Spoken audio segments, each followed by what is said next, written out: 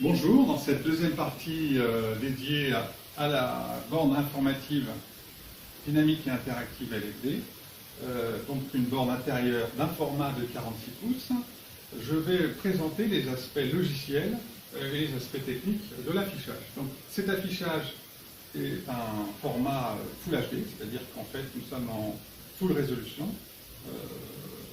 en haute résolution.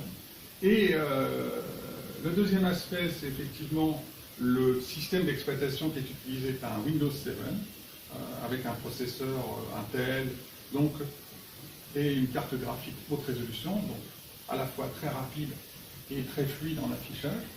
Et la troisième en fait, des particularités, c'est effectivement que, comme je l'ai expliqué dans la première partie, la totalité de la face avant est couverte par un écran sécurité et pourtant nous allons avoir la possibilité d'avoir une interactivité avec l'utilisateur. Derrière, en fait, cette vitre, nous allons détecter en fait les manipulations de l'utilisateur pour permettre de faire un affichage interactif, informatif. Donc, je vais rapidement présenter les quelques exemples en fait. Donc là, nous allons donc aller vers un site, par exemple, ici il s'agit du site Météo Yahoo. On va prendre un petit peu de patience, car la bande passante est ici assez faible. Donc, ça va arriver. Ça devrait arriver. Voilà. Donc, il fait donc 64 degrés Fahrenheit.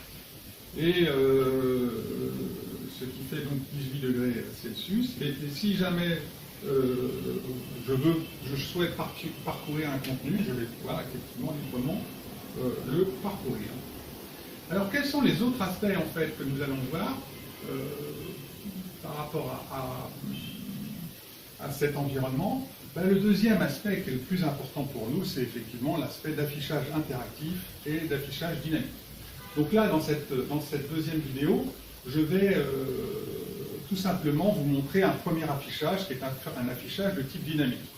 Donc nous avons en fait cette borne qui a effectivement, comme on l'a vu, toutes les caractéristiques matérielles optimum pour être une borne informative, a également, d'un point de vue logiciel, tous les logiciels qui sont nécessaires à être connectés et à fonctionner en mode connecté.